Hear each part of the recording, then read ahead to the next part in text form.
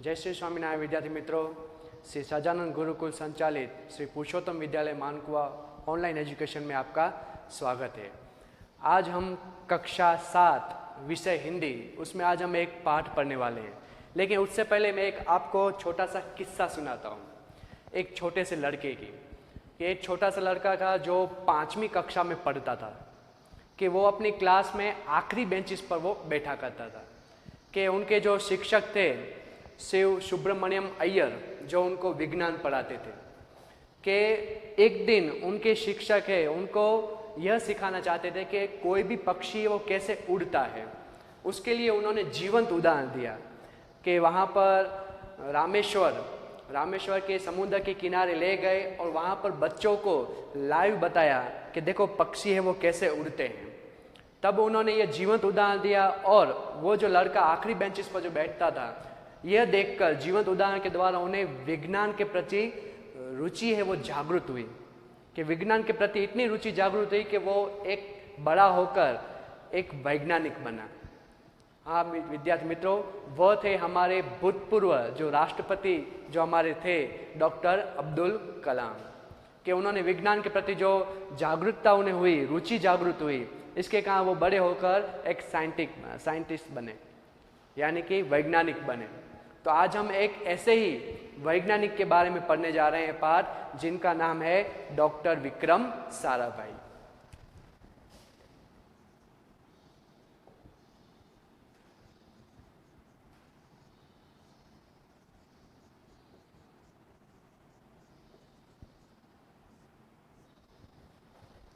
कि विद्यार्थी में तो आज हम जानते हैं कि हमारा भारत तो वैसे कृषि प्रधान देश रहा है, लेकिन आज का जो युग है वो टेक्नोलॉजी युग है।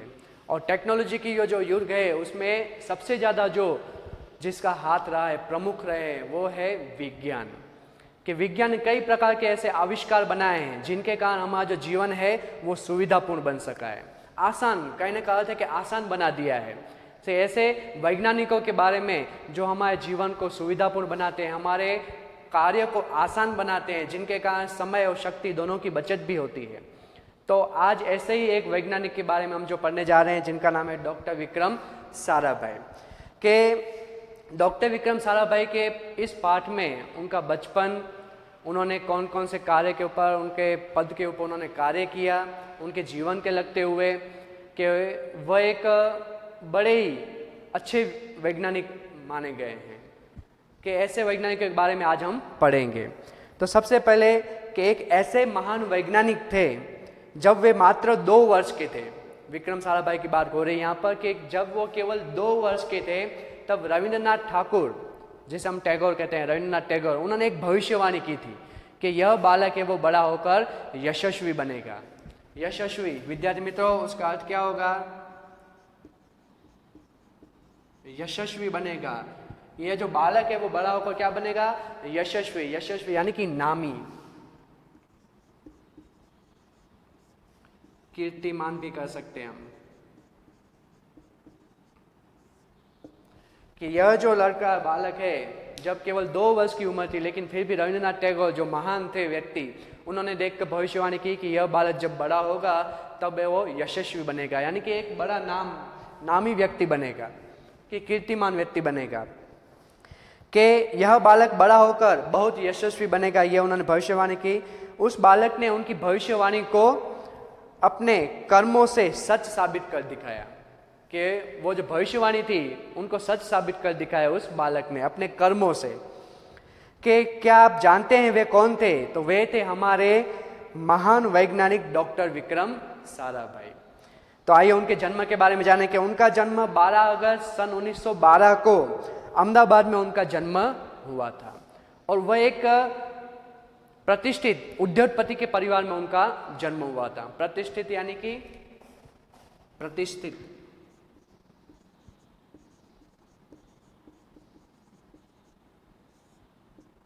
यानी कि इज्जतदार।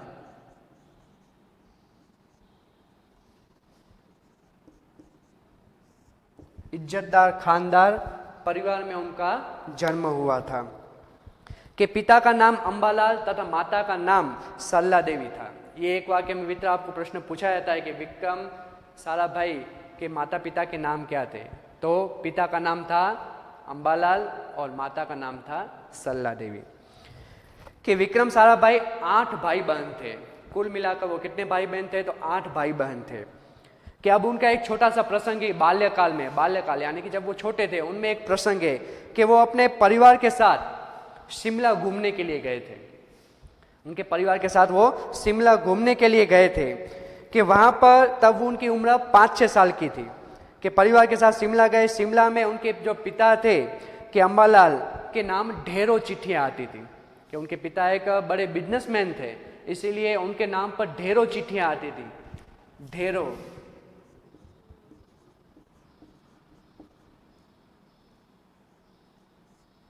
ढेरों यानी कि अधिक, ज्यादा।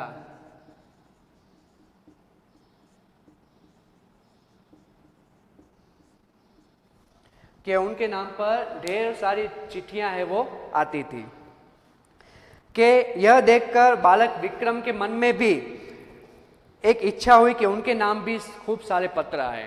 देखो विद्यार्थी में तो अपने पिताजी को देखकर उन्हें एक इच्छा हुई कि उनके पिताजी के नाम पर ढेर सारी चिट्ठियां आती, तो उन्हें भी ऐसा लगा कि मेरे नाम पर भी ढेर सारी चिट्ठियां आए। उसकी ऐसी इच्छा है वो उत्पन्न हुई। तब इसीलिए उन्होंने कई लिफाफों पर, लिफाफा जो होता है, ऐसा होता है लिफाफा,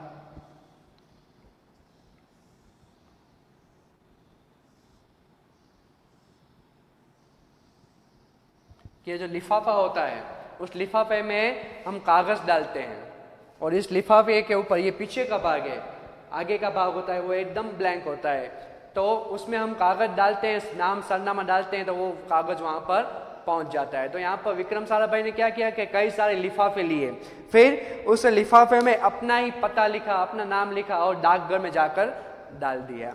तो क्या हुआ, तो वही हुआ। फिर क्या था कि उनके नाम पर भी ढेरों चिट्ठियां आने लगी। अपना नाम और अपना सरनामा अगर हम चिट्ठी में डालकर जहाँ पर डाकघर में डाल के आएंगे तो वो चिट्ठियाँ वापस आपके पास ही आएगी। तो यहाँ पर एक छोटा सा प्रयास किया विक्रम साराभाई ने कि अपने नाम पर ढेर सारी चिट्ठियाँ आने के लिए उन्होंने एक लिफाफे में पत्र डाला। उसमें क्या किया था, उस लिफाफे में उन्होंने अपना नाम और अपने घर का सरनामा लिख दिया, जिनके कारण वापिस वो ढेर सारी चिट्ठियाँ हैं वो विक्रम साराभाई के नाम पर आने लगी। कि पिता ने देखा तो उनके मन में बालक विक्रम के प्रति जो ये कार्य किया उसके पीछे उद्देश्य क्या है वो जानने की उन्होंने इच्छा हुई। और जब उन्हें मालूम चला कि उनके पिता के नाम पर ढेर सारी चिट्ठियाँ आती थी, तो उसके नाम पर ढेर सारी चिट्ठियाँ आए, ऐसा इसलिए उन्होंने यह कार्य किया। तो यह जानकर उन्हें थोड़ी हंसी भी आई, लेकिन उन्हें अच्छा भी लगा, क्योंकि किसी व्यक्ति के नाम पर ढेर सारी चिट्ठियाँ कब आती है, जब काफ़ी लोग हैं वो आपसे प्रभावित होते हो या लोकप्रिय हो, तो उसके नाम पर ढेर सारी चिट्ठियाँ आती। यानी कि यहाँ पर एक इच्छा यह जानने को मिली कि विक्रम साराभाई भी अपने पिता की तरह एक लोकप्रिय बनना चाहते थे, एक प्रतिभाशाली व्यक्ति बनना चाहते थे, कि इसलिए उन्होंने यह कार्य किया। कि असलियत मालूम होने पर उन्हें हंसी आई, लेकिन सफलता पाने की इच्छा जानकर कि उन्हें सफलता की इच्छा जानकर उसे अच्छा भी लगा। कि जब वे 8 साल के थे, डॉक्टर विक्रम साराभाई जब 8 साल के थे, तब साइकिल पर विभिन्न कलाबाजियां करते थे। कलाबाजियां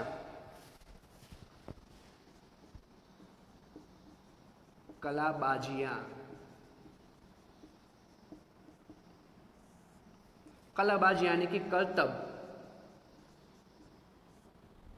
कि साइकिल के ऊपर करतब करते हैं। विद्यालय में तो आप भी करते हैं, मुझे मालूम है। जब हम साइकिल चलाते हैं तब उसके ऊपर हम क्या करते हैं, कलाबाजियाँ दिखाते हैं। कोई हाथ छोड़कर साइकिल चलाता है या साइकिल के ऊपर खड़े रह जाता है, तो अलग अलग तरीके से कलाबाजियाँ करते हैं। तो यहाँ पर भी विक्रम साराभाई है वो कलाबाजियाँ करते थे, कि लोगों को अचंभित कर देते थे। कि वो इस तरह से कलाबाजियाँ करते हैं कि लोग देखने वाले हैं वो अचंभित हो जाते हैं। अचंभित यानी कि दंग रह जाना, अचंभित।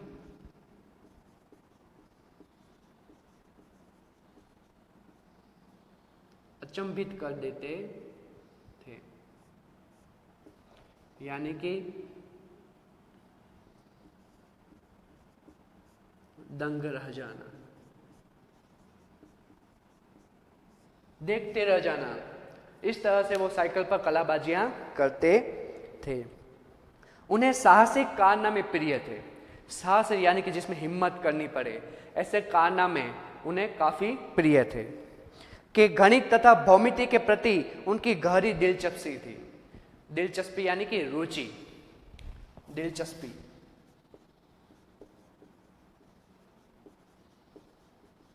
दिलचस्पी यानी कि रुचि। तो उन्हें कौन में, किस में रुचि थी? तो गणित एवं भौमितिकी में उनमें उन्हें काफी रुचि थी, इसीलिए वो उस विषय में काफी आगे बढ़े। तो गहरी यानी कि बहुत ऊंडाई की कारण पर उनमें दिलचस्पी थी। उन्होंने मैट्रिक की परीक्षा सन 1934 में पास की। तो विद्यार्थी में तो यह भी प्रश्न पूछा जाता है, ध्यान रखना कि विक्रम साराभाई ने मैट्रिक की परीक्षा कब पास की? तो सन 1934 में। अभी ये मैट्रिक क्या है? बोलो मैट्रिक क्या है? तो आज की जो 10वीं कक्षा है उसको हम मैट्रिक कहते हैं। जो बोर्ड की परीक्षा होती है उसको हम मैट्रिक कहते हैं। तो यहाँ पर उन्होंने 1934 में मैट्रिक की परीक्षा पास की। फिर सन 1934 से लेकर 37 तक उन्होंने गुजरात कॉलेज अहमदाबाद से इंटर की पढ़ाई की। इंटर की यानी कि कॉलेज की उन्होंने पढ़ाई की। तो विद्यार्थी में तो यह भी आपको प्रश्न पूछा जाता है कि गुजरात में के कॉलेज कहाँ हैं? तो अहमदाबाद में गुजरात कॉलेज है। यह भी विकल्प वाले प्रश्न में पूछा जाता है कि गुजरात में कॉलेज कहाँ है? तो अहमदाबाद में। तो उन्होंने वहां पर इंटर की पढ़ाई की। सन 1937 में वो इंग्लैंड चले गए। इंग्लैंड क्यों गए? क्योंकि आगे की पढ़ाई करने के लिए वो इंग्लैंड चले गए। कि 1940 में कैम्ब्रिज से, ये कैम्ब्रिज क्या है? तो कैम्ब्रिज है वो विश्वविद्यालय है। कहाँ पर? तो लंदन में। लंदन में, इंग्लैंड, लंदन, वहाँ पर कैम्ब्रिज विश्वविद्यालय में वो आगे की शिक्षा करने के लिए गए। तो वहाँ पर उन्होंने गणित एवं भौतिकी में बीएससी की उन्होंने परीक्षाएं वो पास की। गणित तो हम जानते हैं, अभी भौतिकी क्या है? तो भौतिकी यानी कि जो सांसारिक जो वस्तुएं होती हैं उसके ऊपर भी जो अभ्यास किया जाता है उसको भौतिकी कहते हैं। तो उसमें उन्होंने बीएससी की परीक्षा में उन्होंने सफलता प्राप्त की। तत्पश्चात यानी कि उसके बाद द्वितीय विश्व युद्ध के शुरू होते ही विक्रम साराभाई भारत लौट आए। कि जब भारत लौटे विक्रम साराभाई तब द्वितीय विश्व युद्ध है उसकी शुरुआत हुई थी। और जब वो भारत लौट आए तब उन्हें दो महान वैज्ञानिकों का सानिध्य मिला। तो डॉक्टर होमी भाभा और सर सीवी रामन, उनका सानिध्य मिला। सानिध्य यानी कि निकटता। फिर राष्ट्रीय स्वतंत्रता आंदोलन से वो बड़े प्रभावित हुए कि जब वो भारत आए तब राष्ट्रीय स्वतंत्रता भी चल रहा था कि भारत को आज़ादी के कार्य में भी कई ऐसे लोग थे जो जुड़े हुए थे। तो उनसे भी वो प्रभावित हुए कि सन 1942 में उनका विवाह हुआ। किनसे हुआ? तो उनका विवाह मृणालिनी स्वामीनाथन के साथ वो विवाह के सूत्र में बंधे। तो यह भी आपको प्रश्न पूछा जाता है कि डॉक्टर विक्रम साराभाई ने सन 1942 में किसके साथ विवाह किया? तो मृणालिनी स्वामीनाथन के साथ वो विवाह के सूत्र में बंधे। फिर उन्होंने अंतरिक्ष की गहराइयों, अंतरिक्ष यानी कि आकाश के अंतरिक्ष की जो गहराइयों हैं उनके आने वाली रहस्यमयी कॉस्मिक किरणों के बारे में भी उन्होंने अनुसंधान करते कैम्ब्रिज विश्वविद्यालय से सन 1947 में पीएचडी की उपाधि हासिल की। पीएचडी विद्यार्थी में तो मैंने अगले वीडियो में भी पीएचडी का उल्लेख किया था। पीएचडी का अर्थ क्या होता है? उसको हिंदी में क्या कहेंगे पीएचडी को? कि पीएचडी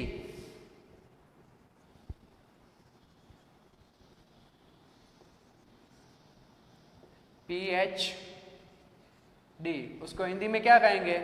तो उसको कहेंगे वाचस्पति।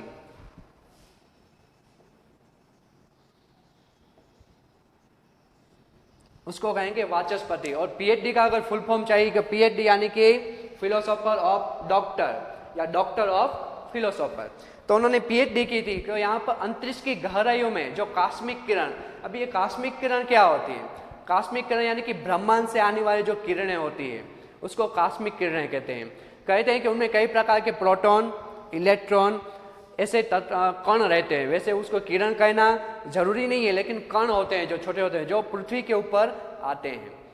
कि करीब 90% प्रोटॉन होते हैं और 10% के आगे जो होते हैं जो इलेक्ट्रॉन होते हैं, तो वो जो है वो अंतरिक्ष से छिटक कर धरती पर आते हैं।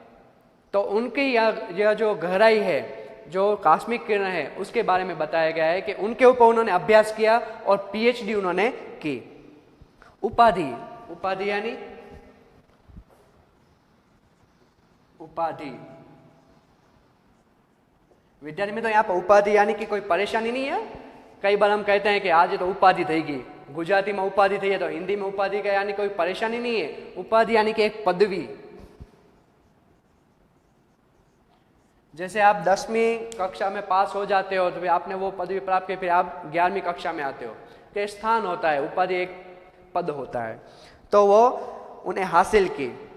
ब्रह्मांड तथा सौर मंडल, सौर मंडल यानी कि हम जानते हैं कि भाई सूर्य के आस इर्द गिर्द जो घूमते हैं उपग्रह, जो ग्रह घूमते हैं तो उसको हम सौर मंडल कहते हैं। सौर मंडल का जो प्रमुख ग्रह है वो सूर्य है।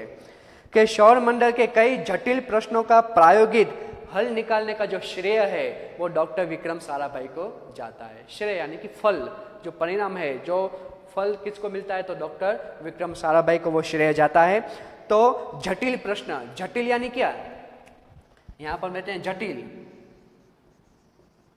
जटिल प्रश्न। जटिल प्रश्न का अर्थ होगा जो हमें नहीं आता यानी कि कठिन, तो जटिल का अर्थ होगा यहां पर कठिन।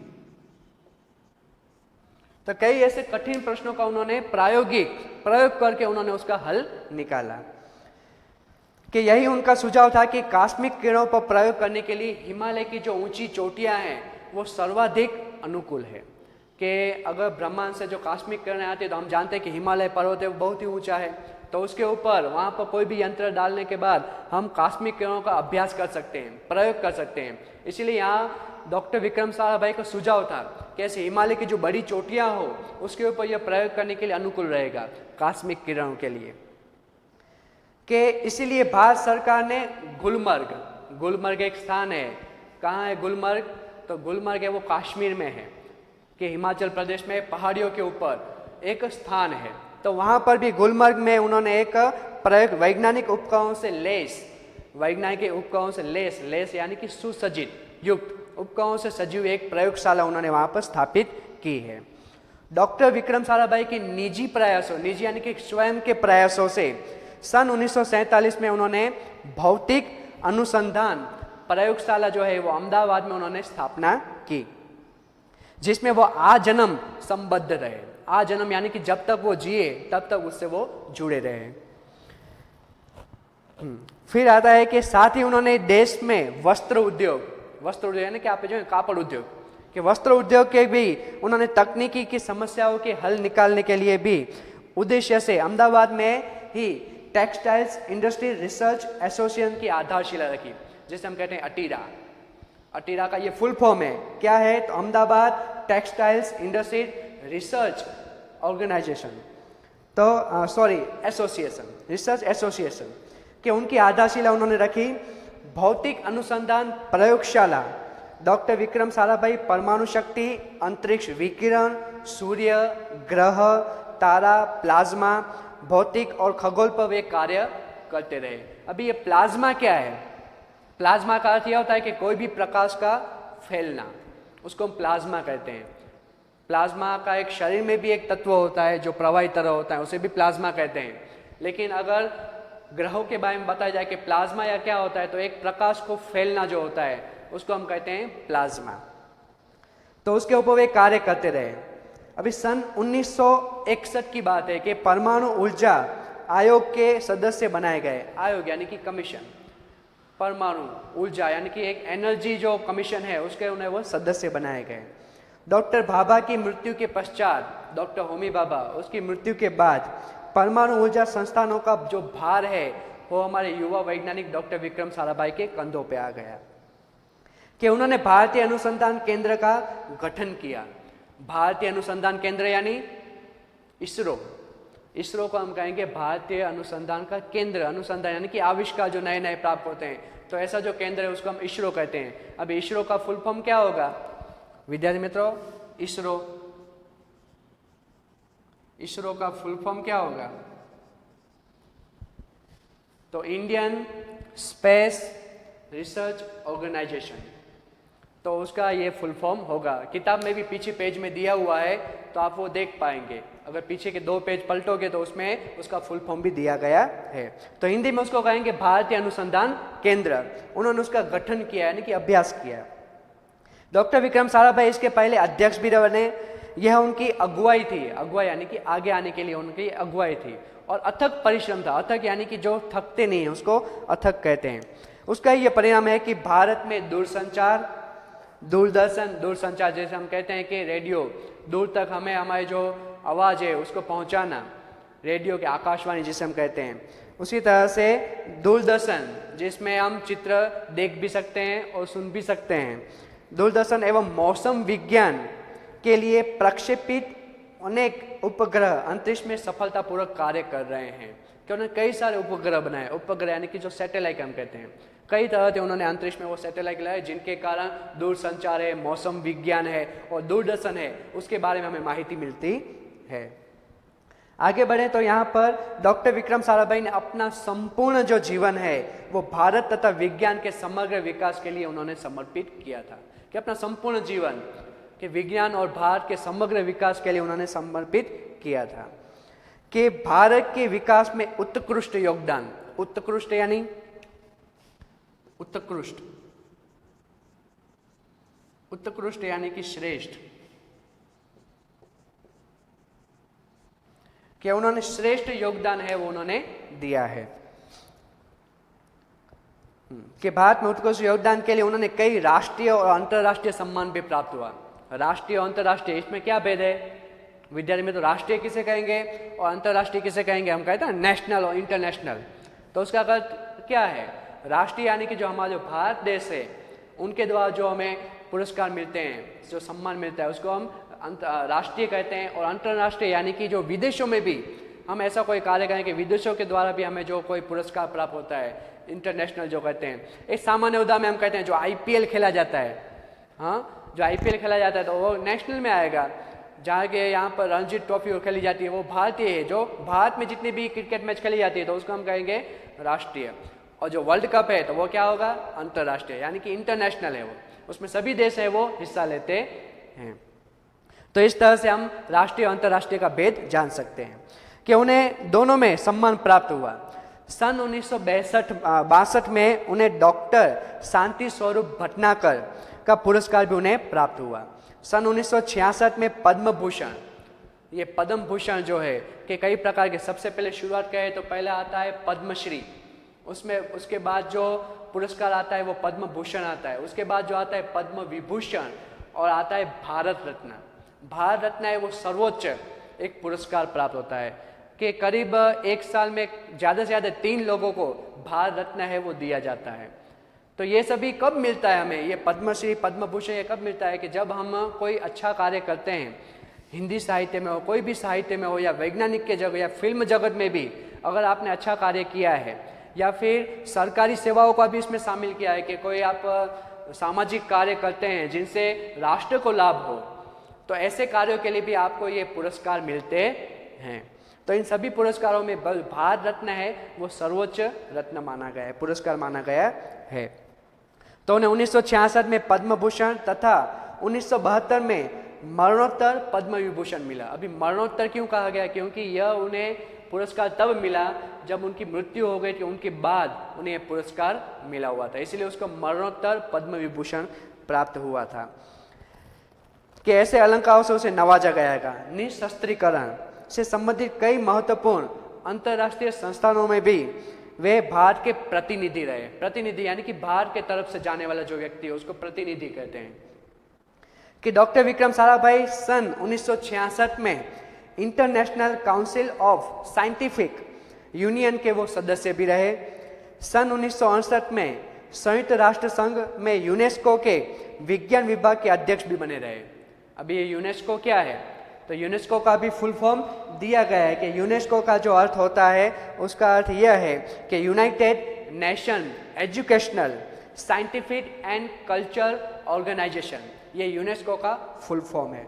पीछे जो पेज है 29 पेज के ऊपर ऐसे कई सारे जो शब्द है जिनके फुल फॉर्म दिए गए हैं।